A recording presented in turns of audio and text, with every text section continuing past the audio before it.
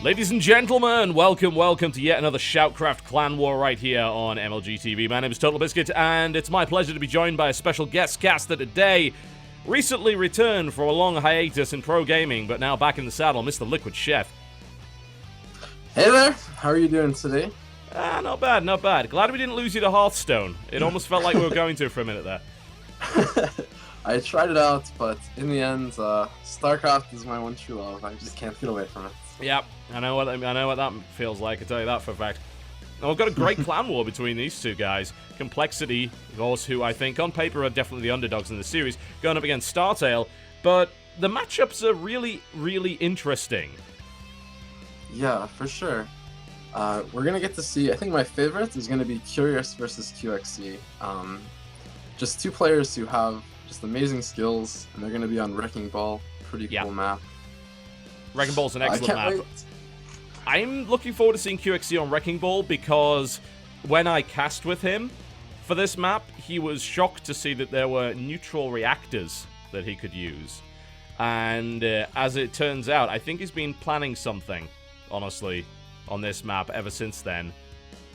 That's something I've missed from Brood Wars. You know, they had a lot of Pro League maps that were just, they had so many crazy cool mechanics that made players have to learn how to play based on a map, and it felt like it was kind of stagnating at the ends of Wings of Liberty, where everything was Daybreak or Daybreak clone. So I'm really thrilled to see some of these new maps insert some amazing new mechanics like that. Yeah, and these maps are pretty much all that. I think Wrecking Ball is definitely one of the wackier ones, but we have not seen any of those neutral add-ons used as of yet. Very true, very true. What's your favorite matchup that you're looking forward to? Well, definitely Curious versus QXE, as you said, is pretty good. I think that if it gets there, Panic v Hendralus could be awesome. That's definitely got a lot of potential there. Yep, I agree too. Of course, the 2v2 is always going to be exciting, you know. Pet and Hack versus Coma and Hendralus, that could be really, really good. Yep, and it's TZ versus TZ, so I'm happy to see that. That's kind of, I think, one of the strongest, if not the strongest combination in 2v2s. So it seems like both teams kind of know what they're doing. They've practiced for it, I would assume. Yeah, although what we did see, I think, in the recent Axiom match, they did make Terran and Protoss work. Specifically on this map, you can actually make it happen, considering the center of the map is very much a large choke point, and it was walled off with forged cannons, and that worked really, really well, and actually resulted in a win. Yep, that would be pretty, or that is pretty awesome. I love seeing things like that, and I can't wait to see if either of these teams has something new to show on that map as well. I'd certainly hope that they do. The meta on this map has kind of been evolving before our eyes, because it's a really strange map. In terms of 2v2, there's no map like this in the actual 2v2 ladder pool. So, in reality, you get these really weird games that most people do not expect. Alright, the first one is going to be a Zerg versus Zerg. If you haven't had your fill of that already from DreamHack, you're going to have one more. It's going to be in Fallen Dreams. We've seen a lot of ZVZ on this map. And I think that, Chef, if you haven't seen this map already, you'll rapidly figure out why Zerg seems to like it. I'm sure I have. I just forget what it looks like at the moment, but I'm sure when we go in, I'll be like, yeah, that's why it's a good Zerg map. Yep, indeed. The map with the retractable bridges. Most people know it as like that, and Zerg have been really popular picks on this map, and I think you'll see when you have a look at the way that you actually get around the map and avoid the bridges, it becomes kind of obvious as to why it's really, really good for Zerg. But we're going to jump into this map momentarily. It's going to be Moose Skills for Complexity versus Startale Pet. Moose Skills, of course, one of the newer players for Complexity. Yep, I looked up a little bit about him on Wikipedia, and he's been a kind of consistent player, top GM for a long time now. You know, I used to play him back when I was playing before now, and it's nice to see him still doing well, still performing now for Complexity here. And we're gonna have to see him against the top Korean, though. I don't think we've seen too much out of them, from him. Yeah, not against top Koreans. He's very much been in the NA scene for a while, so let's see what happens. Ladies and gentlemen, to the southwest position, in the orange trunks representing Complexity, it is Moose Skills, which is biologically inaccurate, as far as I'm aware. I'm no zoologist, but I have this feeling. Versus his opponent to the northeast position. In the blue trunks, also playing Zerg, Startale Pet. Yep, doing the gas trick, reminding me of Nesty. it's such a Korean thing to do, isn't it? It's like, even though it has been scientifically, unequivocally proven to be less efficient than 9 Overlord, they still do it anyway. Yeah, it just changes up some timing, some small little amount, you know. But hey, if that's what they're comfortable with, Exactly. what are we to, to say no? We are certainly not to argue with that, are we? Now, Moose Skills, as we said, very much, I think, indicative of the new complexity in that they have gone for a very extreme focus on North American players to the point where that's all they have now. This was a team that used to have players like Ganji, used to have, of course, the STC, used to have Heart, and basically shed all their Koreans. They barely had a functional roster until a couple of months ago, where they suddenly announced the recruitment of about 5 new NA players. And they put a really good show on versus Root. In fact, they pretty much destroyed them. Yeah, that's really good to see. I'm glad to see some kind of these teams that are growing the NA scene a little bit. You know, and that the fact that they can compete in this sort of tournament against Startale is going to be amazing. I mean, that they can play against these Korean teams on equal footing. I really hope they can do that today. It's not an opportunity that most of these foreign teams get to do, especially now that, of course, GSCL is kaput. There's no possibility of that really happening anytime in the future. And really the only time you get to do it is in something like Ace of Team Story Cup, but we don't actually have... In fact, the only Korean team, straight-up Korean team that's playing in ATC right now is Axiom. Yeah, that's true. It's really weird, isn't it? You know, why... It is to think about. It's like, well, this is the only team league outside of Pro League, and the only Korean team that's playing in is the only one that isn't in Pro League. I imagine that is not a coincidence, honestly. It's pretty cool that Startale, IM, and MVP were all able to play. But if I recall correctly, we actually asked CJ Entus, and they were enthusiastic about it, but the Kesper guys are very committed to Pro League, to the point where they don't want the teams playing anything that's not Pro League in the Team League format, as they want to be 100% committed there. So it seems like some of the newer entrants to Kesper in terms of IM and MVP and Startale were actually able to. But yeah, the more old school guys, unfortunately not. Alright, so how would you assess the state of the game so far? We've got a lot of links coming out of Moose Skills here. Yep, and sadly, Mooskills sent the queen, and then he sent it kind of away, so the Overlord did get to see that the natural isn't made. Pet knows what's coming. He just has to hold. He just has to micro perfectly. He's pulling both queens off. And this map is really hard to hold, for sure, but, I mean, Pet has what he needs. He's going to have the Spine Crawler up in time, and, you know, if he can hold to get those Banelings up, I mean, this is going to be a huge advantage for Pet. You know, he's got 4 drones. All right, Mooskills going in. I'll talk about the aggressor in a moment there. Nice surround of the Spine Crawler's going to kill that off pretty quickly. Banelings don't get a good connection initially, but there is one more prepared there. Pet's micro looking pretty good now. Nice save there by Mooskills, able to keep one of those Banelings alive. And we're going to see the next round of Warpins coming in for Mooskills. Yep, Mooskills just having to run the long way because the bridges are retracted. It might make it a little bit harder to do this sort of all in here. That Baneling's not going to be effective. No. That one wasn't too good for Mooskills either. I'm actually kind of surprised that he sent it in there. I think it was just a stay away from me Lings kind of Baneling that was just sort of warding away the remainder of Pet's Lings. But we are still looking at 24 Lings versus 6, and Mooskills is looking to do economic damage. There's not many drones to have here, and he may get some bad trades with these Banelings if he's not careful. Yep, well, he got 2 drones. You know, now if you look at the drones, he's ahead by 1, so that's kind of, you know, what he's wanted to do. But he's down on queens. The queen energy is only going to go up, and you know, Pet has defended pretty well, I'd say. Yeah. Now we can talk about the bridges here and the fact that these kind of all-in plays can be quite risky because your reinforcement path actually changes depending on whether or not the bridges are up or down. And of course, the worst case scenario is you're on the bridge when it retracts, and if that happens, then you end up losing the units that were on that bridge, which we actually saw yesterday. We saw a few roaches die in that. Wow, Mooskill's not taking the best of trades there, and he's going to be driven back. Yeah, I think he's kind of hoping on the fact that Pet is microing maybe with a little bit of extra latency, but Pet's like, nope, I can do this just fine. Man, look at the trades. It's ridiculous. 26 Lings, 5 Banelings down.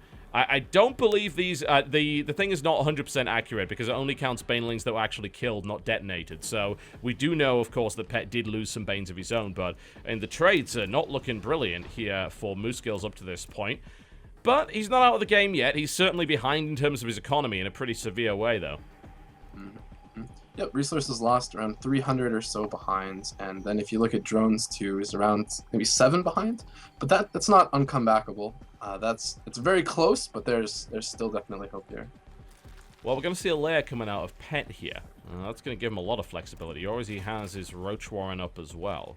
So in a Zerg versus Zerg, if you're in this position, what exactly do you do to come back? All right, so we watched Impact versus Life, and the game on, let me try and think of the name. One of the maps was one where I thought Impact was in a very bad situation, and then he held off an attack, or he just barely held it off, and he had an expansion up, and then he put pressure on, and they kind of did Roach Wars, and in the end, Life managed to hold off, but it was basically even at that point. They kept trying to trade, and if Pet can, or if Moose Skills can just hold off an attack with an expansion coming up, he'll be in great shape. But it looks like he's actually going to go for the all-in, from what we can say. So when your first all-in fails, all-in again, right? that's definitely going to be the plan. And Pet's got Nidus behind this. I guess that's one way to avoid the bridges. That's thinking outside the box for sure. So many Banelings, wow. But Moose Skills is just going to inefficiently trade right into... Oh, transfuse on the Queen.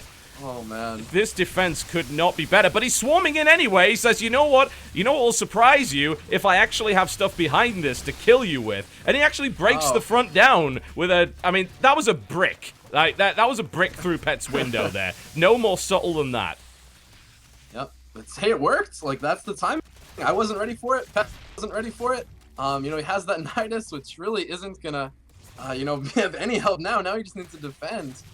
Well, Roaches are popping out, but again, Moose Skills is getting good surrounds. He's bringing reinforcements behind this. If, again, the all-in continues right here for Moose Skills, he picks off more Roaches. He's not doing economic damage yet, though. That's what really worries me here.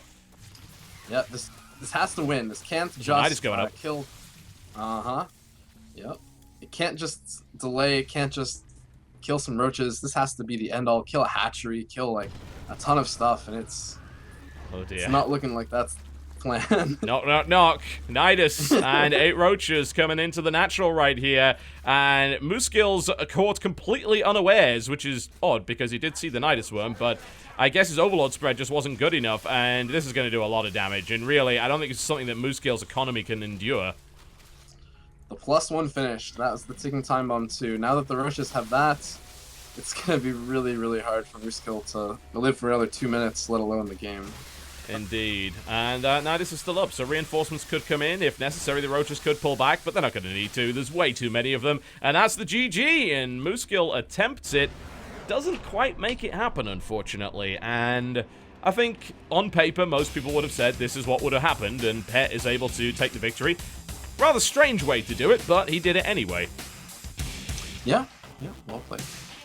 Yeah, well put together.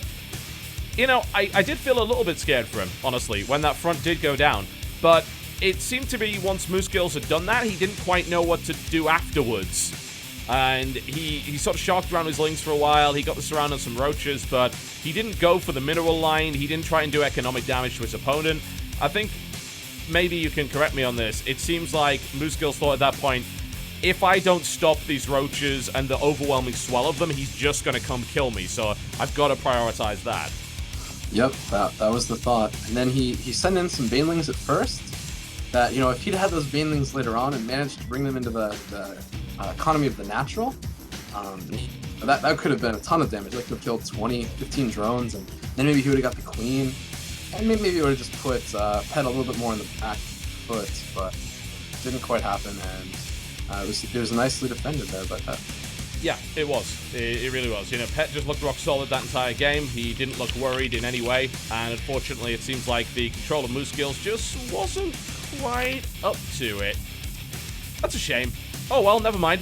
We'll see what they can do in the next game, because that's going to be the 2v2. We're going to hop over to Korea for this one, however.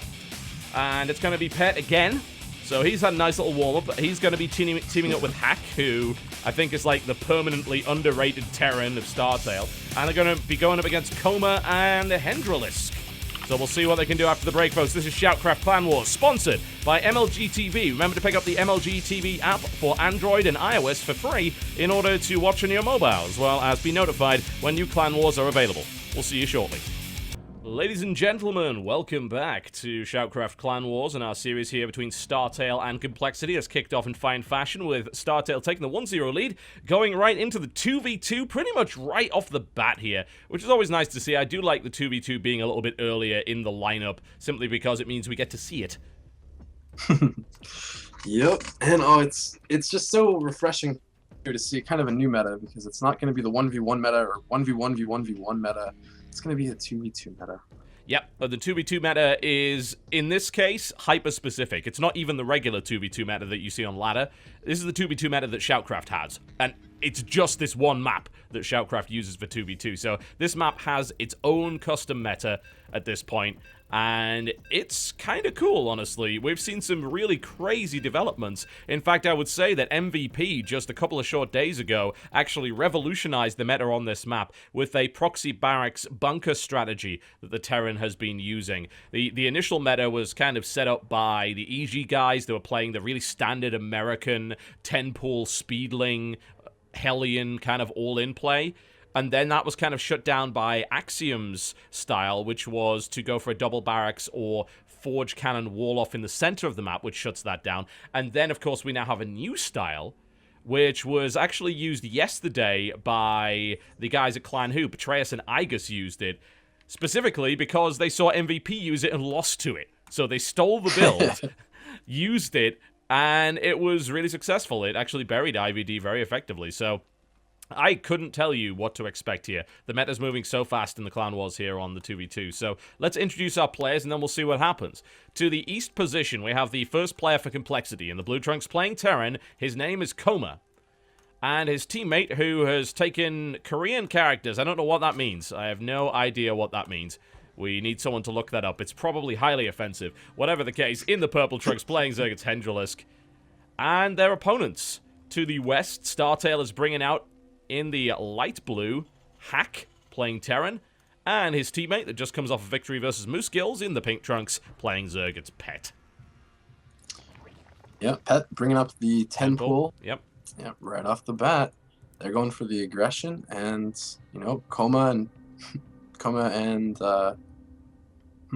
is it Hendralisk? Yeah. It is, yes, Hendralisk. And sorry. we're going to see the... This is actually kind of cool. So I think this is a variant of Heart's build on this map, where he goes for the barracks wall off, and the second SCV is coming out for the second barracks wall off. But here's the cool variant of that. You can actually lift the barracks up, let your lings through, and stop the other guy's lings from getting in. So you use it as a giant gate, which is awesome, and I'm looking forward to seeing if it works. Yeah, well, Hendralisk is going for a hatch first. Koma going for, I assume, Reaper first. So neither, or at least for sure, Hendralisk is not going to be that prepared. You know, it's tough enough to deal with the 2-Rax proxy, and he has to deal with the 2-Rax proxy plus speed lane. Yes. Yeah, that can be absolutely brutal. I'm quite surprised that Hendralisk went hatch first.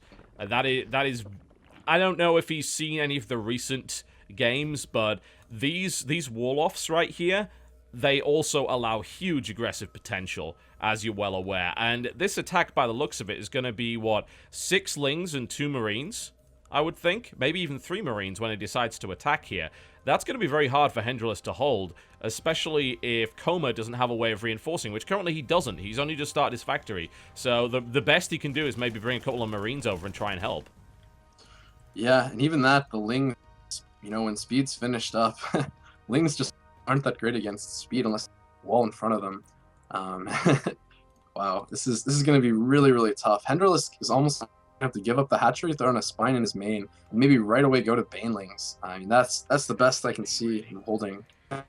Yeah, and it's really, really hard to hold against a double push like this. And let's see, yeah, Pet is definitely going to go for that. So he wants to kill off Hendralisk first, then he has a good force to make that happen, and This could very well be a build order loss here. I don't know if Hendrelus can really hold up against this. This is the sort of stuff that you're not really used to seeing. It is possible that we then see Koma kind of fight on his own, because he is going for what looks to be a Banshee play, which has become very popular on this map already. And here it is. Pet going in with the attack, backed up by Hack's Marines, and that's absolutely brutal. And generally speaking, this would be hard to hold off at the best of times, but with two of them, that's even more difficult. Drones coming off the line. Hendrelus is going to fight as best he can. He may be able to survive. Bear in mind, of course, as long as he kind of survives to some degree, he can still help. And, wow, Hendrelus, what have they been feeding you? That was a pretty damn good hold considering, but he did go down to 9 drones in the process. Yeah, I'm just super impressed. Like, Hendrelus, he baited him in. Like, however he did it, he baited the Marines into a situation with the drones, and now this fight here. This is kind of a weird fight, but Hack will just beat it, only just. And really, we're going to have to see some reinforcements coming from Koma in some way. He's working on Banshee here. Koma brought a Hellion, guys! Here it is! It's going to try and help a little bit, and it's probably... Oh, it almost got sandwiched there, but Hendrelus still has this hatch. If he can somehow hold on for reinforcements from Koma, he might be okay, but Pet and Hack just want him dead right now. Yep, that one Hellion. It's gonna live. No! Oh, it gets shot down by a single Marine. That is not good, and Hendrelus most assuredly loses this natural here. He's setting up a spine crawler, but bear in mind, there is a cloaked Banshee behind this. Although, I've got to say, Pet is actually preparing for that eventuality. Although, Hack isn't. He's got his engineering bay coming up, but it is a little bit late. Let's see what this Banshee can do. It's gonna have to work miracles, I think, at this point. Yeah, well, if you look at the drone count, it's actually not that bad. It's 9 to 11, right? Yeah, so despite all this harassment, no, if Koma has the tech, if he even almost kills the 2 barracks in the center, kills a few drones, as long as Hendrelus can hold, like I look at that situation as pretty good for them. Yeah, and it could happen. All right, well, let's see what Koma can do here.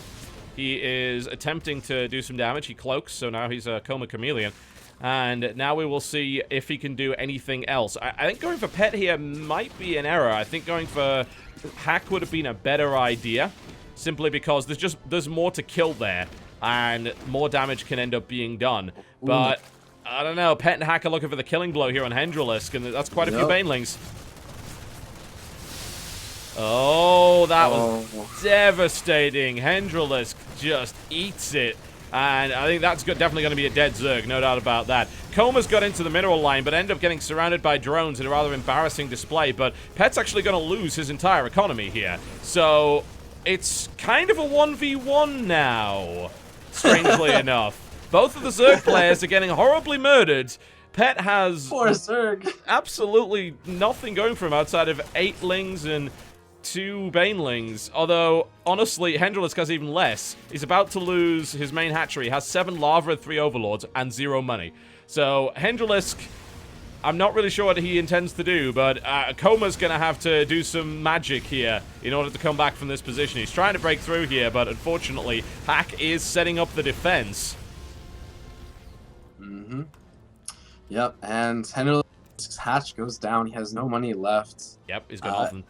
And on the sneaky side, Pet, who saved up 100 minerals, he has 2 drones mining again. Yes, he does. Yep, he actually still has an economy, and Koma's trying to win the game here, but it seems unlikely that's going to happen. This Banshee's going to have to be heroic, and with a Widow Mine there, it's very, very risky for that to happen. Oh, he's getting the shots off. Ooh. He's trying. Can Koma make this happen? He's trying to make it work. He brings the Banshee in, the scan goes down, he picks off a number of Hellions, but the Banshee is now dead, and I think Hack holds this without too much of a problem.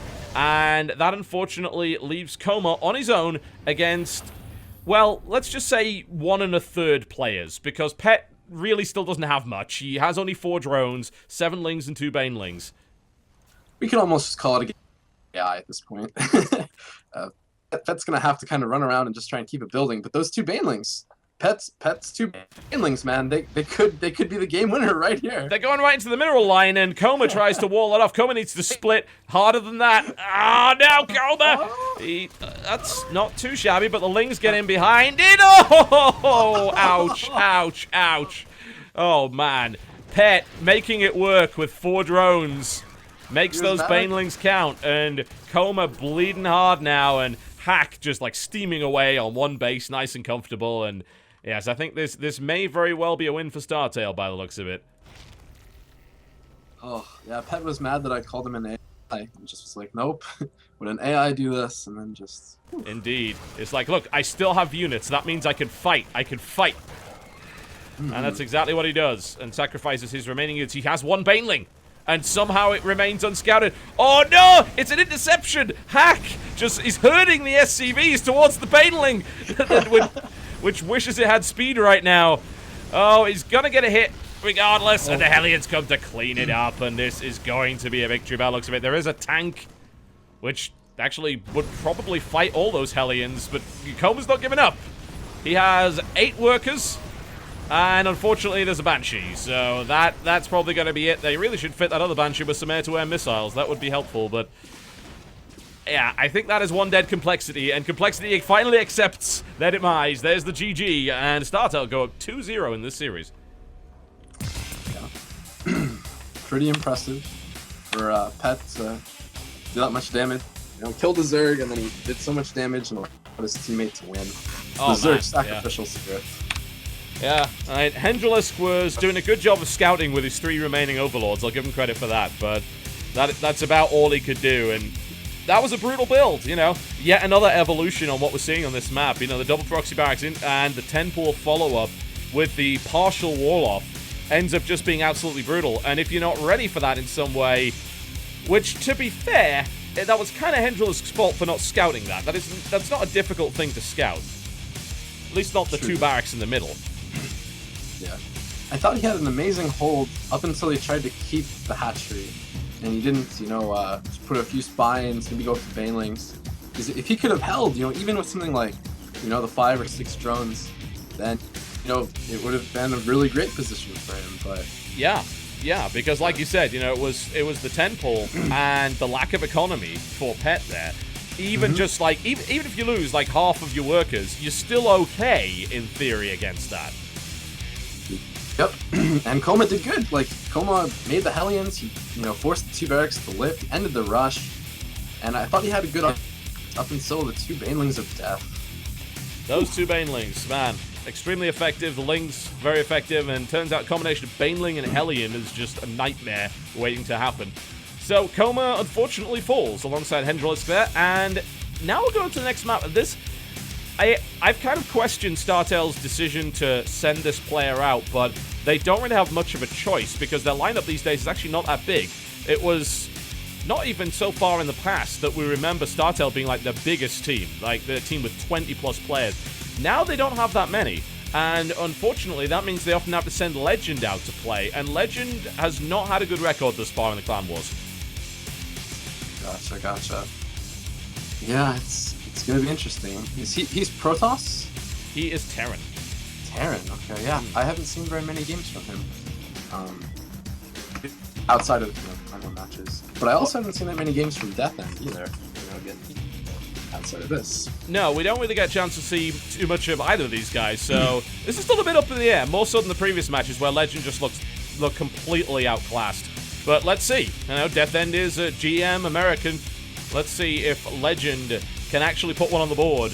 And honestly, that's going to be a morale crippler for Complexity if they lose to a GSL observer. Yep. But he is #1 GSL observer. He is indeed. There's no doubt about that. Let's see what happens after the break, folks. This is SHOUTCraft Clan Wars, sponsored by MLG TV. We'll see you shortly. Ladies and gentlemen, welcome back to SHOUTCraft Clan Wars. The next match is about to begin between Startale and Complexity. And this is one where I think Complexity has a real shot at putting it on the board, because they are going up against Legend, who is, of course, a legendary observer in his own right, but his Clan War record has not been stellar up to this point. Yep. Yeah, I'm looking to see if he has something prepared for the map or even for the TVP matchup. So a lot of times now you see the Protoss being the aggressor. It's really hard for someone to kind of come back as a defender. Yes indeed.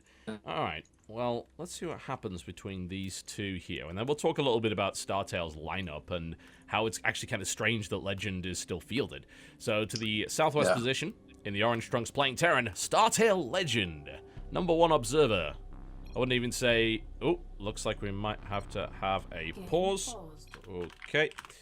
Alright, so we have a pause. And that's a good chance for us to actually talk about the lineup.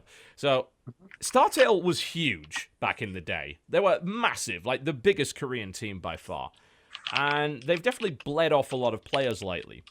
But they are still alive and kicking. But here's the weird thing about them in Clan Wars. Like, this, I think, is the 3rd Clan War they've played. And there are people who are kind of conspicuous by their absence who you would think would probably be viable candidates to play.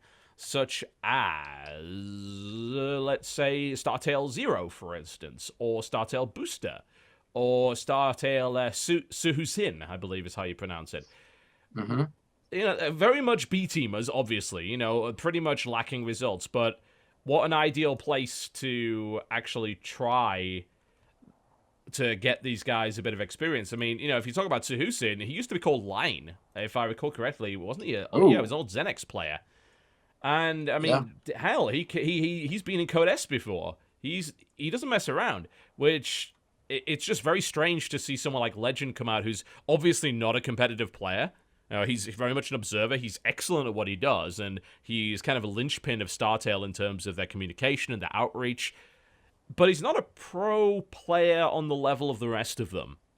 So, I guess maybe it's just the case that Startale want to let Legend actually play in an area where maybe it doesn't matter so much. Where, you know, if they lose a map in Clan Wars, it's not a big deal. They can easily come back from it.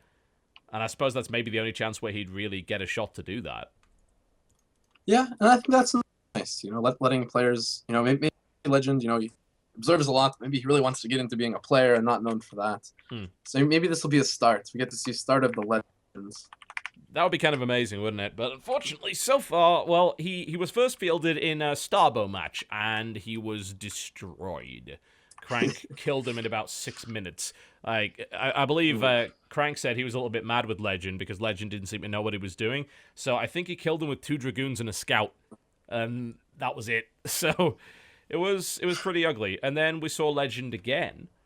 And I'm trying to remember who he actually played against. But he was, unfortunately, again, not really up to the task in that matchup. So I'm hoping that he has something prepared here.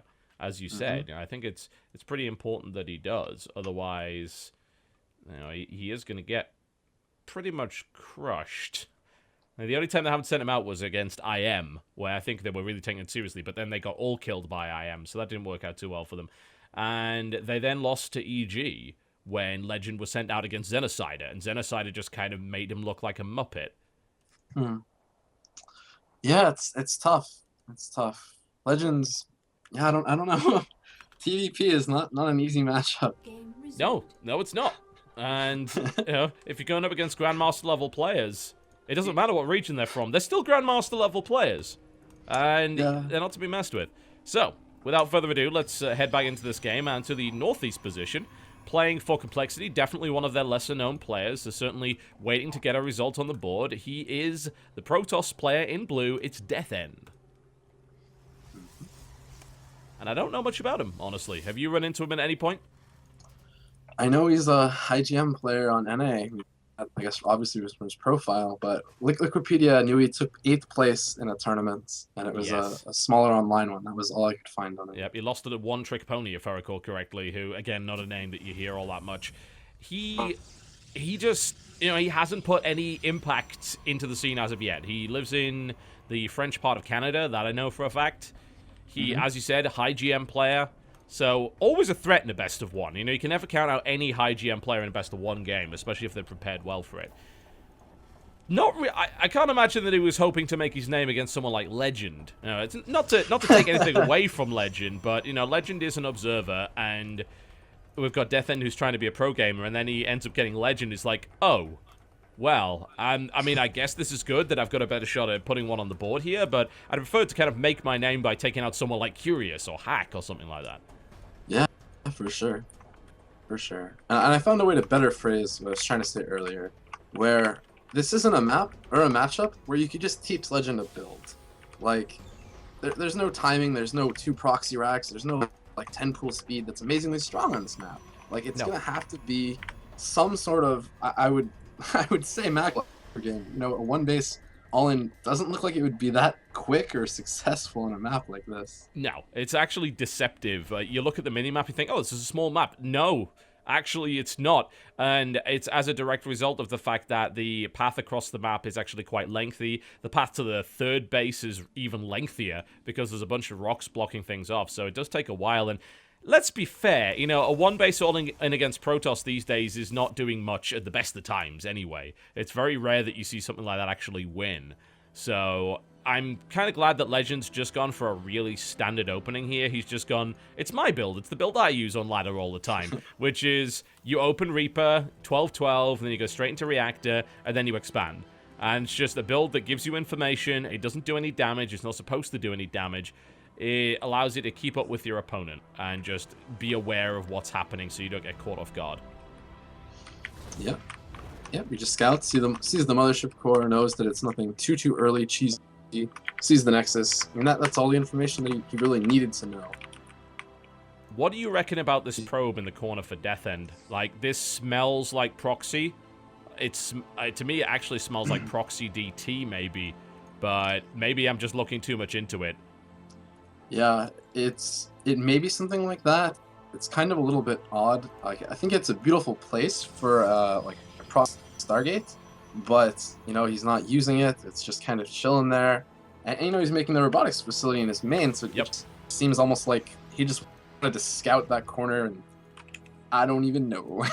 Yes, Legend is not known for proxying starports in that corner of the map. If you're going to put it somewhere, that's probably not where you put it, but that is a strange place to put it there for Death. And I imagine that Probe will eventually build a pylon, especially if we get to the stage where the third base comes down. That'll be absolutely wonderful. But no, we are not going to get any crazy cheese coming out yet. Legend, unfortunately, he does see the Robo, so the Reaper kind of serves its purpose at that point. It wasn't going to get any damage done. It wasn't supposed to get any damage done. It scouted the Robo. As long as Legend clicked it, then he has an idea of what he's playing against. And he's gone with the build which I think has been popularized thanks almost entirely to the damn Oracle, and that's, oh, I go expand, then 2 more racks after that and get earlier stim, because Oracle is too dangerous to go straight into factory these days. Yeah, maybe Legends saw the probe leave the base, didn't see it return somehow. I don't know, but like for whatever reason, Legend does really think it's that Oracle. It is really preparing for an Oracle. And unfortunately, it's not. It is a very fast 2-base Colossus. And when your Robo Bay is ahead of the factory build time, that's when you've got to start panicking as a Terran player. It's very hard to hold I suppose you could kind of call it the super style, because he was the guy, MVP Super, that really did this quite a bit to good effect. And that is just a 2 Colossus, 2-base, really fast push against the Terran that has slacked on his tech. You know, he hasn't got his starport up quickly enough. Yeah. Yeah, Legends doing an attack with this. Kind of an odd timing, but odd timings are sometimes the best. Yeah, it's a bit of a surprise to be thrown in there for sure. The Colossus isn't done yet. Where's the mothership core? It's over there, and it's got energy for an overcharge. So maybe a couple of Sentry or 2 dies to this, but I don't see Legend achieving much with this attack. Yeah, for sure. It's just his stim isn't ready. It won't be ready for another 20 seconds. Yeah. So if anything, it's just a like poke in, like force Death End to be a little honest. You know, I had to waste that, or not waste it, but use the mothership core on the Nexus. Yeah. Yeah. Make him burn a photon overcharge. Unfortunately, that mothership core's been around for a while. It's got a second one ready, and Legend just loses kind of a few Marines for free. If he got the sentry out of that, maybe I would have said it was okay, but yeah, it looks like it is going to be that big push, because there's the gateway explosion behind it. It will be a 2-base all-in, and the probe reveals its intent, and that's to put a pylon up there, which is a bit of an odd place to put it, honestly. Wow, 2 more gateways. He just wants to entertain us. Yeah. He just wants to entertain us. That's the sole reason. The secret probe with its secret pylon in the corner that does very little. And now, of course, is going to go for pylon on the high ground there. It sneaks right past the army. The Terran detection method's clearly not good enough, and there will be a pylon put on the third here. And that is a, 7-gate explosion plus 2 Colossus all in. I mean, but in this situation, it's barely even an all-in. I mean, the Terran player is also on 2 bases, so even if this fails, he still has 45 probes. He's fine. And this push from Legend is getting nothing done in a million years. Unless somehow Death End falls asleep. If the Mothership Core gets a time warp, like, that's all dead. Oh, God. Oh, my God. Legend. No. Time to leave. No! I don't know what happened to Legend's observer skills, but he clearly wasn't being observant in this particular fight, because he just lost most of his army, and I think this is going to be game over. And unfortunately, we again have to question why Startale keeps sending Legend out in these matches. Again, it's kind of cool that he's getting a bit of experience. Legend gets a kill, and that might be the only kill it gets, because this is coming in like a wrecking ball. And I don't really see Legend holding on to it. SCVs have been pulled. The Colossus are going to have an absolute field day here. And a couple of kills are going to be happening. And Death End kind of being pushed back here, but Death End knows he's got this in the bag. No problem at all. All the SCVs just melted. Legend picks up, gets shot down, and... yes. Well, that was that, I suppose. Complexity put one on the board. Probably an expected one on the board there. Unfortunately, Legend is not quite at the pro gamer level. He's holding at the top of the ramp. You know, it's always nice to see Stalkers pop to Marauders. That's always a fun thing for me as a Terran player, but I'm afraid Legend ends here. Yep. GW. Indeed, GG. Well, I think that, you know, as cool as it is sending Legend out and actually giving him a bit of experience, they may wish to consider some of their B-teamers in future. Unless we have some really weird situation where they go up against the team that has... what... I wouldn't even say like a kind of a joke pro gamer that's just on for publicity, and then he maybe gets a lucky match against somebody, but no, I don't think so. That Legend doesn't seem to be a good pick, I'm afraid. Yeah, just needs some more practice. Yeah. Follow the build orders of what he observes a little bit closer. Yeah, and it's just kind of strange, honestly, to go with that kind of Marine push before Stim's done. He's not able to get the scouting information on the Colossus. Like you said, you know, maybe he thought it was an Oracle and it ended up not being, so he said, oh, okay, I can push across the map. But when do Marines, especially without Stim, ever get anything done against a Protoss Natural? Like, never? Like, ever, in fact. Do they ever get anything done? And that's what I just don't get about it. It's like he would have had a better shot if he just stayed at home and tried to fight the Colossus instead of losing 2 armies, basically, to achieve nothing whatsoever. But, you know, that's why Death End is a pro gamer and why Legend is a pro observer. You know, they're not quite on the same level. And Complexity puts one on the board. Let's hope it's not their only one, though, because that was almost a freebie, I think, that they were handed there. And things are going to get a lot harder from here on in. Yep, to be fair, they did get rid of one of their quote-unquote NA maps, you know, where there's maybe some latency, maybe no one wanted to play on it, or I don't know. Yeah. But regardless, you know, it's kind of silly to lose a... well, At least Legend tried, I'll put it that way. Yeah, bit of a bob, certainly, bit of a bob. Alright, well, the next match, now, this is the one we've all been waiting for. On Wrecking Ball, Curious versus QXE. I cannot wait. This is going to be hilarious. Maybe it's going to be hilarious because QXE comes up with something crazy and it really works, or it'll be hilarious because it completely bombs. So I am looking forward to seeing what happens. We're switching over to the Korea server for this one. Of course, QXE, no stranger to the Korea server. We're going to be right back after this short break, folks. Don't go anywhere. This is a remix of Sonic the Hedgehog, and probably the heaviest Sonic the Hedgehog you ever did here. All right, what do we got? Well, I think this is probably the title match here of this series. It's going to be really fun, I hope. God, I hope so. I'm not going to jinx it. I'll just be like, oh, I think this is the worst match of the day. Yeah, Nothing- it's going to be special. awful. Absolutely dreadful. Why on earth would we ever say something like that? So, it's going to be on Wrecking Ball. This is a map that QXE has expressed a great deal of interest in for a number of different reasons. And I'm pretty sure those reasons include Neutral Tech Lab and Neutral Reactor. Mm-hmm. If he pulls something with that actually works, I will be very happy. Let me put it that way. Will Curious let him, though? Probably not, but we never know. You know, some of the Koreans really get caught off by some of these very weird kind of setups that these matches actually have with these maps. They're so strange, and this map in particular has got some very odd features indeed, as we will see as we go in. But QXE has a good shot at equalizing it up here for Complexity, which would be good. They really, really need that. Yeah, we'd go to 2-2. The game would get a lot closer overall. Yeah. And then we go to Panic Hendrilisk even, which is the next one. Yeah. That's going to be exciting. Yeah, I think Hendrilisk actually has a genuine shot at taking that. Yep, I always thought he was really, really overshadowed by Scarlet and her run. Yes. Hendrilisk was very good. Yeah. Yeah, he's rock solid. And actually, I mean, he's been playing even better lately. We've seen some really good play to Hendrilisk in the Clan Wars up to this point. So, yeah, I mean, I really think that Hendrilisk actually does have what it takes. It's just, sometimes it takes years for those NA players to really actually get their breakthrough performance. And unfortunately, Hendrilisk is one of those people. You know, he was not able to make it anywhere near as far as we thought he would in the SHOUTCraft America tournament, things like that. But, well, we'll see what happens. So, here we go, folks. We have for you Startale Curious. He is in the blue trunks, and he is playing Zerg to the south here of Wrecking Ball. You'll see the term GH Testing Ziggity is the name of the map, according to this. The map maker screwed up and never fixed it. So, it's like that's supposed to be game heart testing, and then I assume he just typed some random word in there. Versus his opponent to the north position in the purple trunks, representing complexity with the barcode, which he really needs to get rid of. I need to put a rule against that. It is the one and only QXE, and he's going gas first, and I'm pretty sure he's going for that reactor. Or the tech lab. Could be going for both. We'll see. Oh boy. This is cool. This could be like... It's going to be good. It's going to be good. It's going to go and scout it too. The Overlord isn't going to see it. Yep.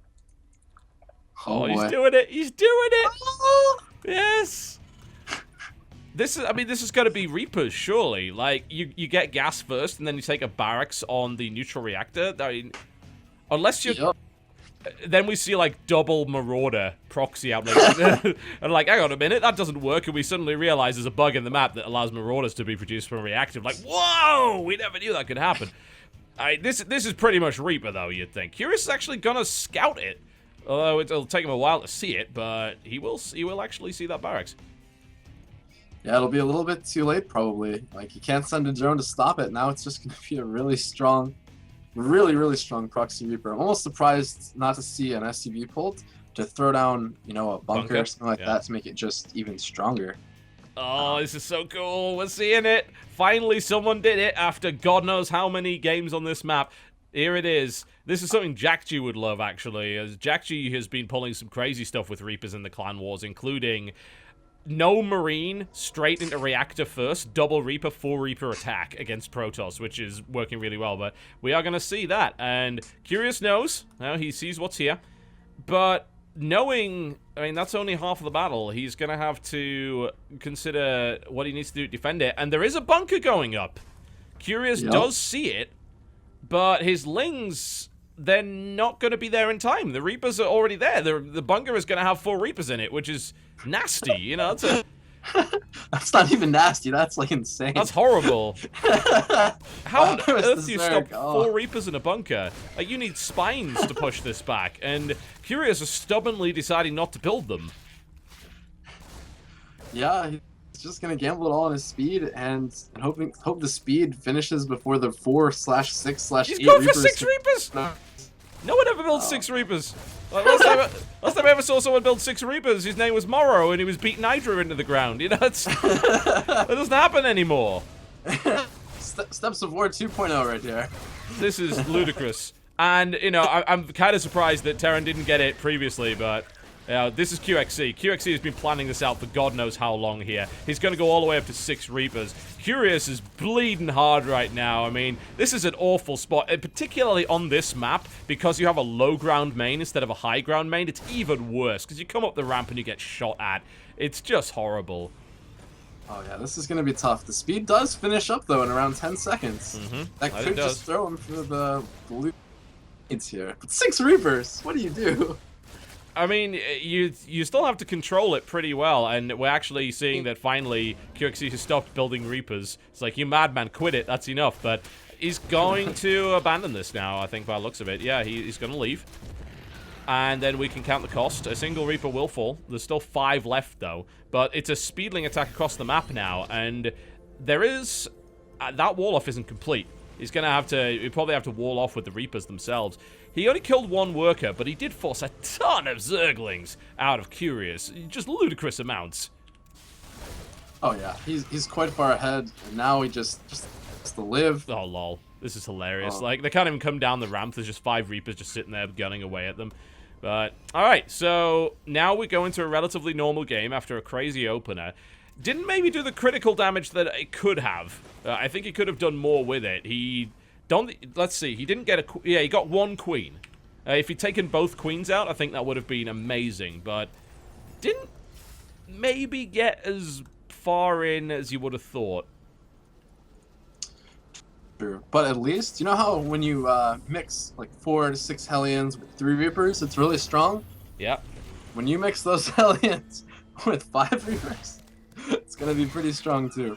Yep, that it is indeed. Bunker going up on the high ground here will just be killed immediately. That was a gutsy attempt there by QXC to make that work, but that didn't happen. Hellion is now out, but you're right. If he adds more Hellions into this mix, that will be crazy. He's just building them one at a time at the moment. And in the meantime, Curious is sharking outside the base with a lot of Zerglings, but they're not going to get... The only thing they're going to get done, at least for a while, is to try and provide security for this third that Curious is taking, and also to make sure that the CC for QXC gets delayed a little bit. But honestly, with the Hellions coming out, I don't see that happening. Yeah. Yep, and now Curious just has to try and defend his third base. He has the good group spread. You know, he got the queens out. He amazingly macroed up, but now he's ahead of QX economy for now. So we'll have to see if he can hold this, you know, 4-6 Hellion / 5 Reaper attack, and that's going to be really tough. Yes, it will be very difficult. There's a lot of meat there. It's going to be a 4 Reaper attack by the looks of it, because he's using 1 Reaper to scout. He wants to get some information. I don't think there's any getting out alive with this. There isn't actually a cliff that you can jump off up to the right there. So he's going to be annoying with it. He might even get a drone here, but no, Curious won't let that happen. And Curious set up his own base, and he's macroing hard. He's pretty much caught up to Curious at this point in terms of worker count. But Curious does have a third that's about to complete, and is working on those double upgrades. Yeah. I mean, it's looking pretty okay for QXC here. It's tough, but it's definitely doable from here. He is going a lot of... So I actually kind of feel like he's expecting an all-in. Else, I don't know, 2 Marauders usually only good against Roach, and Curious isn't making any Roaches. So they're just not going to be as efficient as Marines or Hellions would be. No. I mean, at least even if you had something like Concussive Shell, it could be mildly useful, but no. And Curious learns the error of his ways and demands a pause as a result. I mean, I'd be shocked too. So, okay, well, he's saying PP, so... Alright, there we go. Alright, I was just waiting for him to actually do the pause. Maybe his keyboard broke or something. We hear that's been happening a lot lately. I'm always afraid to pause for players, because then that's another area too. Yeah, I probably should have done it as the admin kind of immediately there. It didn't really make too much of a difference. But Curious is going to be... we need to know, of course, what's going on with Curious at the moment. So we'll see what happens momentarily. But let's look at the state of the game right now. Curious has 31 Lings. He's up against 9 Hellions, 8 Marines, 4 Reapers, which is enough to kill that unless the most brilliant of surrounds occurs. So he is under threat, but his creep spread is, in my opinion, not too shabby. I mean, he's up to 6 queens here. Yeah, he's doing great on queens. The one thing I find weird, and he may even bring up, is like maybe the key for making a lair is broken. Because he needed a lair a little bit ago. Yeah, he's floating 400 gas. That's... I mean, even if you're going double upgrades, there's no reason to do that. Like, you're banking so much. And what's he on? He's mining gas from 3 geysers at this point. Okay, looks like Curious is ready to go. And there we go. Yeah, the only thing I can think of is if it's like a Roach Baneling 15-minute mark timing. And even then, you want your lair before now. Yeah, he's building it immediately. You know, it's strange. You know, you were kind of joking around there, but you could have been right. I mean, he immediately started his lair as soon as that happened. So maybe he screwed a hotkey up in some way. It's weird because this is Curious's account on the Korean server. I mean, he shouldn't have any weird hotkey issues, but you never know. Sometimes Battle.net does some strange things. And that's what happens when you have that many Reapers. Oh, the surround is unbelievable! What? Curious! What was that? That was insanity. Oh my god, QXC just got crushed. I need to stop making predictions because apparently I get players killed. I said, you know, if the miracle surround happens, and there it is, that was the best surround he could have asked for in that situation. And now the third base is under threat. Yeah, I just want an instant. That was amazing. That was like the Marines just, we want to be surrounded. Come closer, Lings, and then... Oh, that was absolutely brutal. Ridiculous. Man, QXE is going to be pretty annoyed by that. That push should have done damage. It should never have been killed by Lings. I mean, it even got killed before 1-1 finished. That could have been even more brutal if it landed 20 seconds later. Yeah, for sure. Those 4 Reapers and the Hellions, you know, it's talking. We thought they would do so well. How sad, how sad. Yeah, that's gotta sting. But he is on a third base. Fourth has been taken here for Curious, but the nasty thing about this fourth is the position of it. I think you can see how vulnerable that can be. Yeah, for sure. And, you know, Curious still hasn't made any Banelings. He's just still scaring away QXE real quick with that huge amount of Lings. Yep. Well, you may have broken up there all of a sudden. You want to try that again? Oh, I'm sorry. I was probably just quiet, but just so many Lings at this point. Doesn't even need Lings, and that's really what you want, because we can just make 10, 12 just right off the bat. Oh my god, Curious. You crazy, crazy man. Look at that. He's going over 100 at the 14-minute mark. He's at 113 Zerglings right now. It's just... that's insanity levels of Lings. Oh man! Another surround, and QXE... He could have picked up and got out. But he didn't. He just lost another army. Yeah. Not too much to say to that, other than what you said. Yeah, not the best play. No, not really. QXE kind of falling apart here. I think maybe that surround earlier shook him up a bit, because that's not the kind of QXE precision we're used to, and QXE lost another army. Curious is ahead in terms of supply here. I mean, don't get me wrong, macro of QXE is looking really, really good right now, but that's a lot of stuff that Curious has, and those upgrades are even ahead of the Terran, which is just nuts at this stage. Yeah, for sure. His macro's been amazing. He got such a nice start. But we can't let Curious get to 4 bases like too easily. Look at his creep spread as well. It's so good. He's pretty much everywhere. He's shutting down drops left, right, and center. There's the drop into the third. It is able to kill a Mutalisk, but he's going to have to pick up. Oh, man. Come on, QXE. Wake up, wake up. He's losing units left, right, and center for no reason. And that's... you can't. Like, it's Curious. Like, this is a Codes caliber consistent. I mean, this is the guy who's been in Codes for God knows how many years. Curious seems like he's been around forever. You can't make those kind of mistakes against someone that good. Yeah, he was who I played in GSTL in like 2011. But here, look at that. Oh! Mines do not hit at all. And, you know, I as a Terran player actually hate the Widow Mine. You know? Oh, why? It's annoyingly random. It's like a Hearthstone unit in StarCraft 2. Like, it's actually very similar to Hearthstone, because in theory, right? In theory, you have control of the situation where the mines go and what they hit. In theory, yeah? So it's kind of similar to a Hearthstone card. It's like the same as, oh, you don't drop a Mad Bomber in a situation where he's not going to do damage, right? Yeah. But in practice, RNG still screws you up. And in really fast engagements, targeting those Widow Mines, especially considering they do it in a very untraditional fashion, is nigh on impossible. And it basically comes down to luck, in my opinion. I hate luck-based stuff in my strategy games. Excuse me, yep, very true, very true. And, you know, if nothing else, QXC's macro is very top par. I haven't seen him go above a certain amount of minerals. Yep. In quite some time. Oh, the Widow Mines in the middle of that. Oh, what a big hit on those Lings. That was actually really, really good there. And, I mean, that killed a huge number of them. God knows how many, but there's 166 Lings have died already in this game, and just more are being built at this point. Curious heard about Ling Bane and said, oh, so that's just you build 200 Lings and you attack, right? Like, yep, pretty much. And I'm going to give QXE some credit. You know, he is trying to harass, whereas, honestly...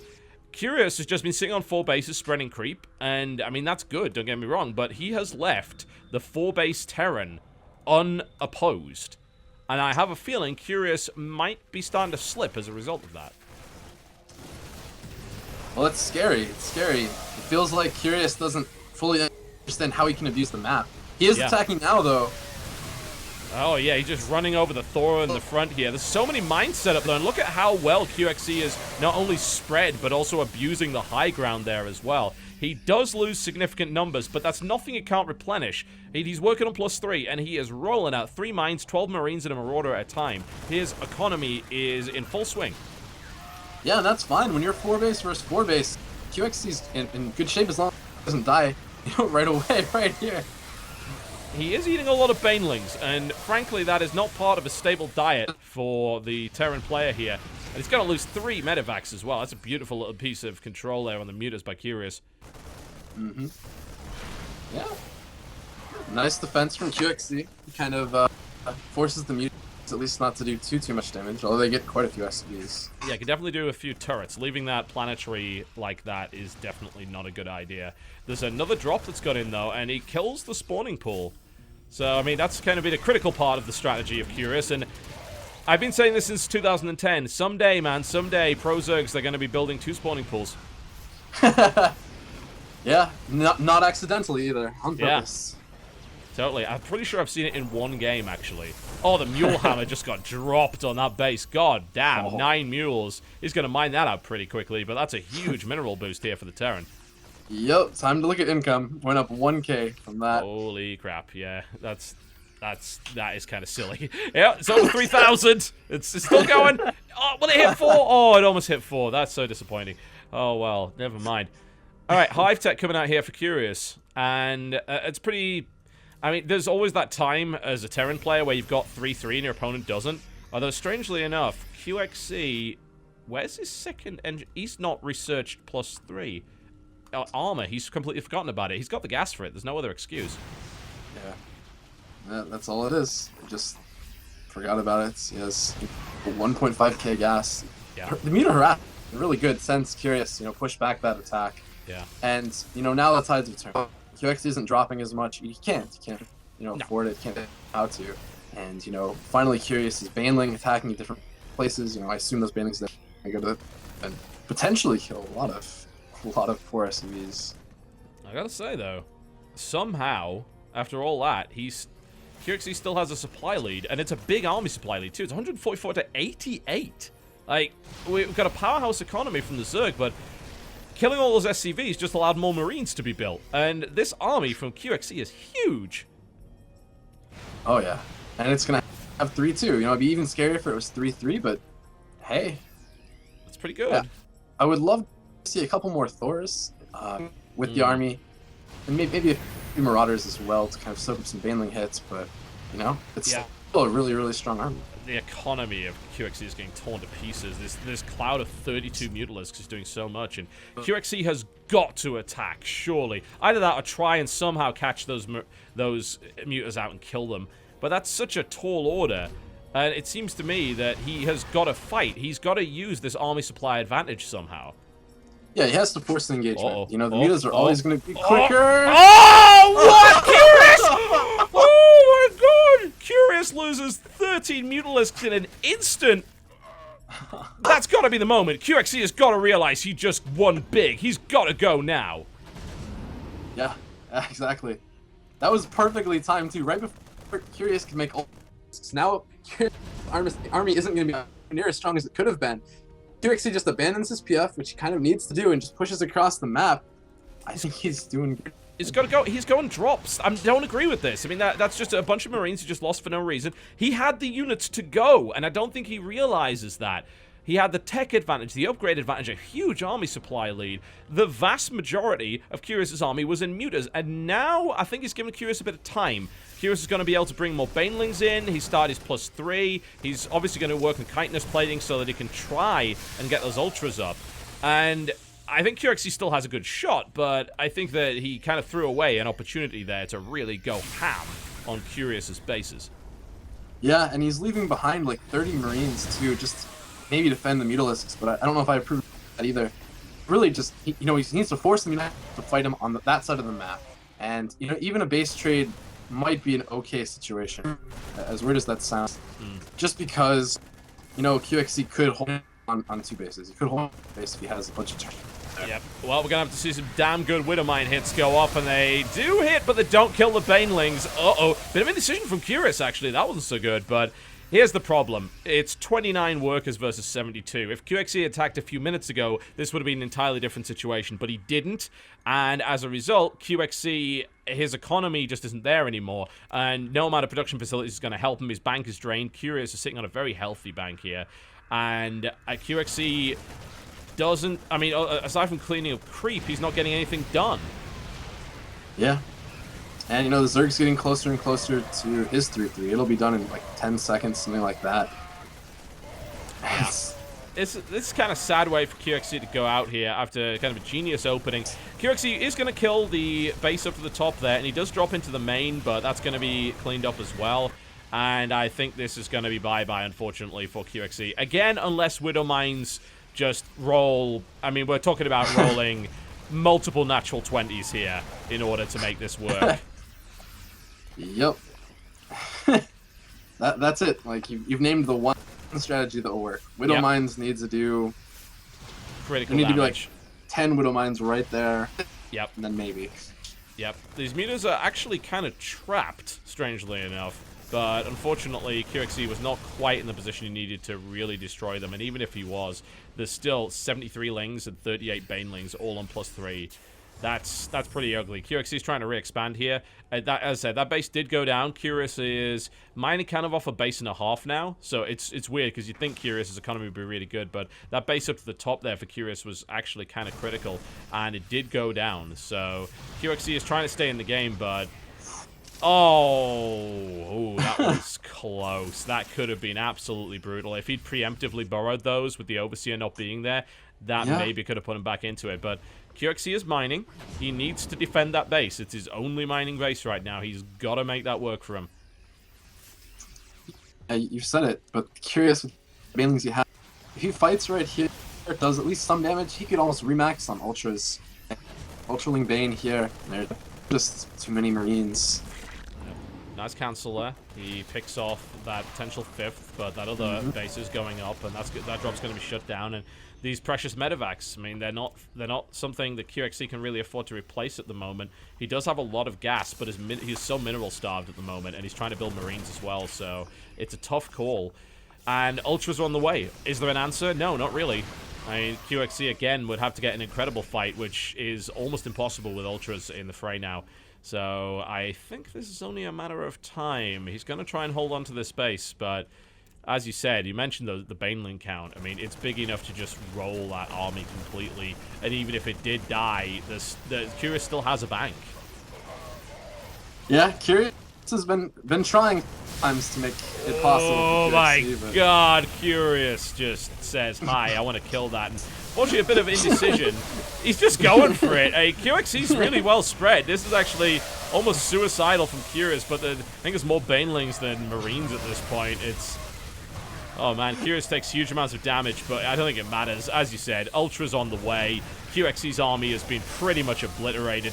And I think that's going to be that, unfortunately, for QXE. A really cool opener, but Curious just too solid. Yeah, exactly.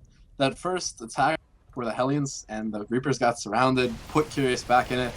And then the second attack, just didn't do anything either.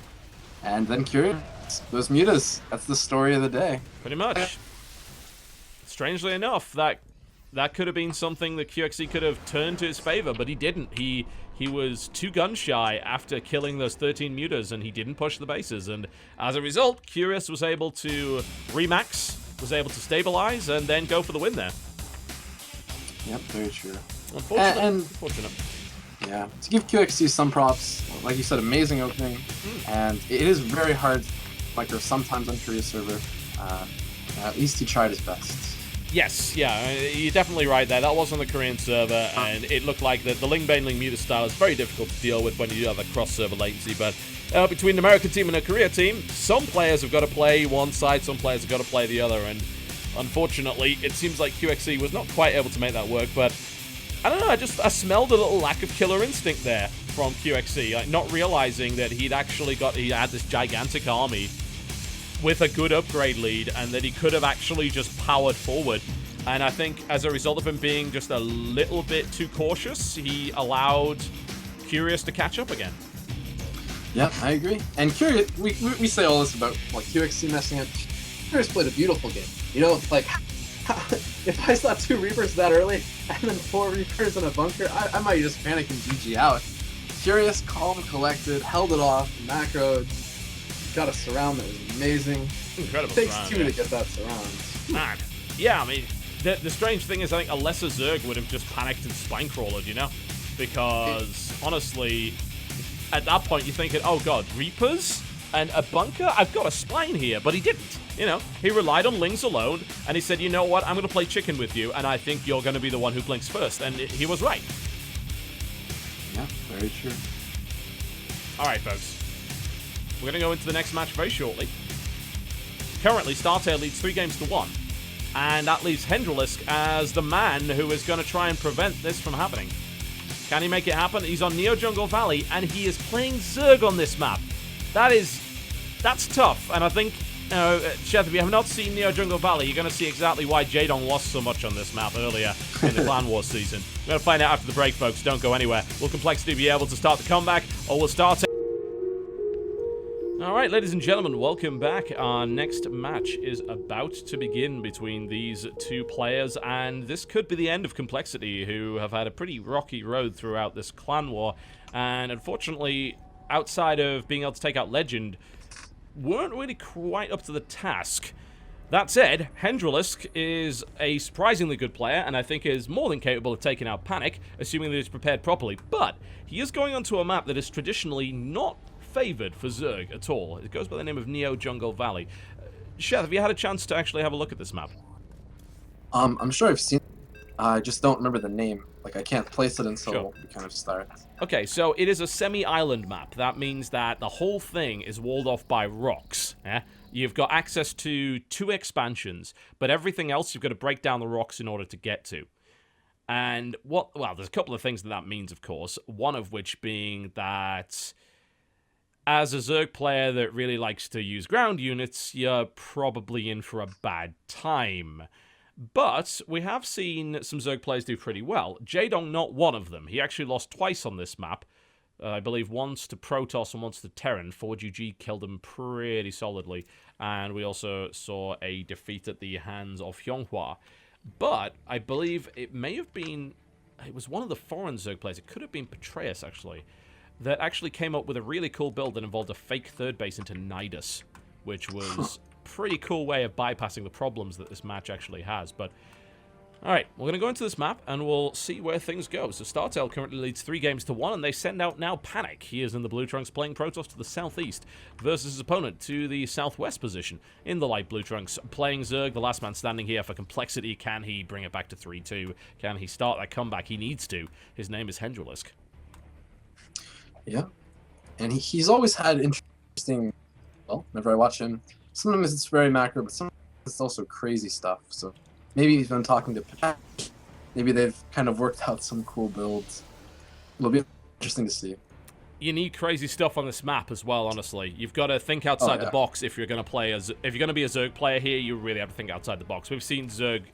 For one thing, Zerg versus Terran on this map is a nightmare, an absolute nightmare.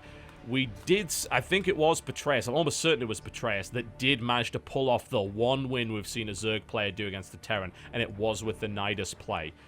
But outside of that, I mean, what on earth would you do on a map like this when confronted with the notion that you can't leave until the rocks are down? Well, the best I would come up with right away, I would instantly think, all right, 3 hatch before pool, can I do it? Is it going to be the quickest economic-wise? So that would be my initial thought. And then my next thought would be, all right, how do I hold until I get mutas? Because, you know, with all these rocks, if I can get some mutas, then I can do amazing harass and protect myself from the drop or any sort of harass. Even with Protoss, like a Warp Prism harass on this map could be deadly. So something like approaches, maybe to just defend if I needed to. Like I'd really rather just do Lings, because you don't really have to worry too much of like a proxy pylon as long as you see the rocks are up. So I think that's at least nice. Yeah, it's weird. Hendralisk actually scouted the center of the map there. Just had a quick look around. I think maybe he... I think it is actually possible if you place a pylon here to actually warp in past this area, so it may have been that he was just checking for that. But it's going to be 3 hatch before pull for Hendralisk, and it's going to be the Nexus first play here for Panic, which of course makes absolute sense considering. But we have seen 3 hatch before pull die quite a few times. It seems like a map where you can get super greedy, because you can't be harassed by ground, at least in the early game. Unfortunately, that has led a number of Zerg players, including people like Jadong, to go too greedy, drone too hard, and then end up dying to some kind of 2-base play, whether it be Stargate or whether it be Blink Stalker. And those rocks, I think, sometimes give a false sense of security. Yes, they take a while to bring down, but once you've got something like 10 Stalkers up, those rocks don't last for very long. For sure. I definitely agree. And I think Hendralis went just the wrong way with his hatchery. You know, just imagine a cannon right on that cliff. What does he do? Well, I mean, he can walk. I mean, that is actually a terrible place to put it. He can get warped in. I mean, a pylon at the top warps zealots directly into that mineral line. Hendralisk has got to have some. This is a colossal blunder if Hendralisk has actually taken this without realizing. Yeah, at this point, you know, we talked about those all-ins. If you ever realize, like, you saw that with that overlord, he's like, oh no, okay, he could just put cannons here. I can't even hold this third base. He has to think a couple of things. All right, I need that hatchery to be back row hatchery for me at some point. Maybe he'll take his 4th really, really early, and then he'll use that hatchery as, like, you know, baiting the Protoss to just try and make some extra cannons when he only meant to use it because you can't kill it, you know, that easily. You know, open zealots, but the cannon couldn't shoot, stalkers can't shoot from above, right? So could bait it and then just give it up, but yeah, just not good. No, we have seen it before. I think it was Betrayus that used the fake third, the bait third, basically to draw the Terran player out of position to allow him to place the Nidus. And that's a costly gambit. Panic hasn't realized yet, but he's definitely going to now. The Phoenix just comes over and says, "What on earth? Why is your third here of all places?" Yep. He could even make sentries and just kind of like force field off the minerals. Yeah, that would be hilarious. He could do that. That's insane. The only thing Hendralisk kind of has going from here is he has an Overlord in position. He could maybe put spines down, and that would allow him to actually shoot up the cliff. But this is a very strange place to put your hatch. And about 80% of me right now is saying this was an error from Hendralisk, and he misread where his opponent was. The other 20% says Hendralisk has some ridiculous master plan that we don't understand yet. Yep. We'll just have to keep assuming that's the case, and Hendralisk will show us something really cool. God knows. You never know. Never know. What? I mean, that's insane. I'm surprised Panic isn't even considering just like going for it right now. Even just like a Stalker on the high ground, as you said, it can just pick away. But he seems dedicated to this Phoenix harass, and it's doing well. I mean, it's taken out 2 or 3 queens already. Yep, 2 queens, and it's going to take out probably 2 more overlords as well. So Phoenixes are so popular on this map, and for good reason. I mean, you can understand why. Yeah, for sure. For sure.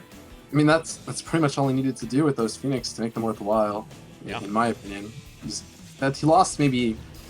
It's hard to even say how much those 2 queens were because there's been no inject on that hatchery for a long time. It's a lot of are not used. They're not created even. We're seeing Hydras on the way up here for Hendralisk, but unless Hydras have just evolved a cliff walking ability, I don't see that doing much either. You mean this map doesn't have something that makes them into Reapers, where they can hop walls? No, but I'll ask the map maker to add it later, because that sounds like a brilliant, completely balanced idea. Interestingly enough, a Phoenix being thrown away there by Panic for no particular reason there, but never mind. But this is ugly. It's going to be Ventral Sax. Was this actually deliberate, or is this some weird adaptation here from Hendralisk? I mean, if he builds stuff at this third base, he can just elevate the Hydras right up to the top of the cliff and continue to reinforce. He can even put spine crawlers down the bottom to provide fire support.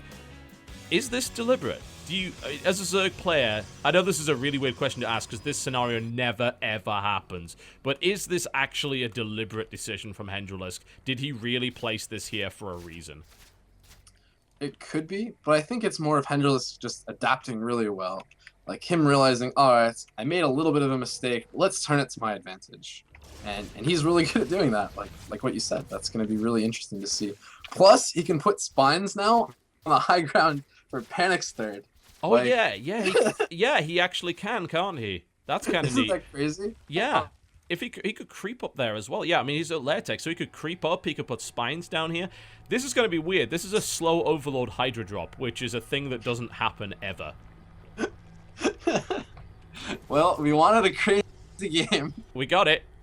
If this works, I will call Hendrilisk just a mad genius. That is Blisk level of insane. Yeah. It might. I mean, it's queen heavy as well. It's 6 queen Hydra. If he spreads creep with the overlords and then puts creep tumors down, he starts to establish like a beachhead in the Protoss base. But he's sending his Hydras back, which is actually really surprising. I think if he wanted to go, he should have done it now. It's obviously still going to be unexpected. I think he's waiting for overlord speed before he even thinks about this. Because obviously, I mean, that's insane to do it. He can do an elevation play, but he can't do anything else. Yeah, I feel like he almost needs a few corruptors here as well. It's going to be really tough with those 2 Colossus out. Yes. Yeah. Second Colossus is almost done. I mean, we've been focusing on Hendrilisk's mad plans, but not really looking at what Panic's been doing, which is establishing third place and just playing rock solid. He's getting a Void Ray there as well. Here it is. That's the elevation, and I expect we will see creep tumors coming down almost immediately here. There's Hydras down there. He's just elevating the Hydras right into the base. And this is fancy, but I don't know. He's got a lot of queens. He might be able to fight the Colossus. It's possible. If the queens get in front and they're like no force fields. This is insane. This can't work, surely. I mean, he's trying. He has creeped up the top there. Hydras are dying, though. It's 19 Hydras and 10 queens now. Oh, Hendrilisk is evacuating the top. He's dropping down to the bottom. Oh, no, the Hydra's got force field, but he picks them up, and he drops them back on. This is just a pile of dead everything here. This was fancy, but this did not work in any way at all. But we'll never see another game quite like this. No, you know, no, we will not. That it was kind of neat, but it was just. I mean, that was brutal, and that's it. Startale take a 4-1 victory here. Hendrilisk, he tries something really fancy and cool, but I think he lost too much to the Phoenixes. It waited too long. Hell, I would have even just done the elevation with slow overlords. I wouldn't even waited the extra 2 minutes. I would have just gone at that point. Tried to catch him out before he gets his Colossus tech up. Even that was just brutal, though. That was really hard to watch, unfortunately. I was rooting for that to work, but no. Yeah, not quite. Unfortunately not. Well, Startale puts one on the board in a major way, and rightfully so. They actually have not been doing too great in the Clan Wars so far. They have lost to IM, they've lost to EG, they did beat Axiom, and now they've beaten Complexity. So they've got a 2-2 record going in here, and they'll actually be having another fight tomorrow versus MVP. So that's going to be a pretty cool match, I think. Yeah, that's going to be good. Yep, that's actually the last one of the month. Once we've wrapped up there, that will be it, and we'll be moving on to May. Nice. Yeah, there's some amazing matches there. Oh, yeah. Billy versus Pet. That's kind of the one I'm looking at. Again, Pet played amazing today, I thought. Yeah. I was very impressed. Pet was rock solid. There's no doubt about that. Shine versus Curious. That should be a really good ZVZ. Super versus Led. Oh, my God. Yeah, I saw that too. Well, I guess I like the fact that Startale start with a 1-0 handicap. I mean, there's not in any way is Legend going to beat Super. I'm sorry. That is not going to happen. I understand it's kind of awkward for them, obviously, because they can't bring Life out. I think they would have probably sent Life out if they could. They're sending out SKS, a.k.a. Trickster. Oh, okay. So it's pretty cool to see Trickster back in play. But I would have sent out a B-teamer instead of Legend in that matchup. I don't see what they expected MVP to do. I mean, what MVP going to do? Send their coach? No. They send out Super, and it's going to be a massacre, but the rest of the matchups are kind of cool. I mean, we got MVP Tails versus SKS. We got Billowy versus Pet. We got Keen versus Hack, which should be a really good TVT, assuming that Keen is... Keen, unfortunately, was ill, I think, 2 days ago when he was playing against Clan Who, but I think he's okay now. And then we have Sniper, the grand villain himself. He's going to be coming out on the 2v2 map. Wow, cool. And Keen versus Hack just reminds me of the Begin GSL a couple of years ago. They were both amazing players there, and I think they might have even played a few in like Code S against each other. So we get to relive that, see how they'll do it in the new game. Yeah, I agree. Maps. Well, that was a bit one-sided, unfortunately. And we were kind of hoping, I think, for some foreigner success. We have seen quite a bit of that in the Clan Wars, but it's been dropping off lately. Like, initially, the first few weeks of Clan Wars, foreigners just dominating left, right, and center. The Koreans just didn't know what to do with themselves. But I think that now that the Korean teams have had a bit of a chance to figure the maps out, things are starting to swing back in favor of the Koreans, unfortunately. Yeah, I saw the win rate on the forums, and I was like, wow, go foreigners. Yep, awesome. It was 43%. After that match, it's closing in on 50, though, so the Koreans are starting to get back into play, and that's unfortunate, but again, it does give the foreigners plenty of opportunity to study up and come up with some crazy builds. It was a cool idea from Hendrilisk. It maybe, just maybe could have worked, but I think that after the damage he took initially from the Phoenixes and him delaying it so much in order to get Overlord speed out, it just wasn't gonna happen. That's just a shame. If he made it a slow drop with just all his Overlords at his third base, and just brought every queen and did it as early as possible with just queens and maybe Zerglings, that would have been sick, I think. Yes, I think so. Maybe even like just try and spine up the top or even the bottom, just to provide some fire support. Yeah, that would have been pretty good. And the thing is, it would have hit earlier as well. It would have hit like, what, maybe a minute and a half earlier? Because, I mean, you saw him... Sorry, go ahead. No, I was just going to say maybe even like earlier, because you don't need any Hydras, just pure Queen Ling. Yeah. That would be insane. But, I mean, and it could have worked as well, because, like I said, if he went earlier, then there wouldn't have been Colossus to contend with. He would have just been able to flood Lings right into the main base. And, yeah, well, you know, cool idea. Didn't work out. You know, most plans do not survive first contact with the enemy. And as we see there, unfortunately, for Hendrilisk. But it was a cool idea. Agreed. Alright, well, that wraps it up for tonight's Clan Wars, ladies and gentlemen. Congratulations to Startale, that walk off with the lion's share of the $500 prize from that event. And they're doing pretty well so far in terms of that. They have pulled in over $1,000 already in the Clan Wars, so not a bad little piece of income for a few hours' work. And we'll, of course, hope to see them again in the Clan Wars in May. We have 10 Clan Wars dates planned out and ready to go. And my hope is that we will be able to play all of them. And we'll be able to get a bunch of really, really cool players and teams involved. We are seeing signups. I believe the first one is scheduled for the 9th.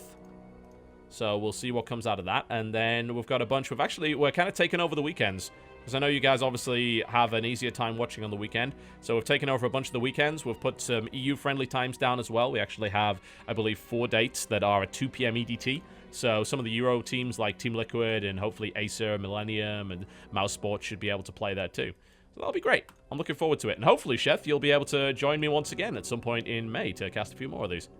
You bet. I'd love to. Fantastic. Ladies and gentlemen, thank you very much for watching the Clan Wars. Do remember to follow Liquid Chef on Twitter @LiquidChef. So please do go do that. And of course, you can follow me if you're not already following me. That's @TotalBiscuit. And if you missed any of this, do not worry. YouTube.com/TotalBiscuit is the place to go for all of the spoiler-free VODs. You can find them all over there. You should find this one sometime tomorrow. We're about wrapped up. Congratulations to Startale. Commiserations to Complexity, who are not quite able to bring it today. But they will have plenty more opportunities. This Clan War goes on the entire year. $5,000 a month going out to these teams. We'll see you next time, folks. Thanks a lot for watching, and good night. Good night, everyone.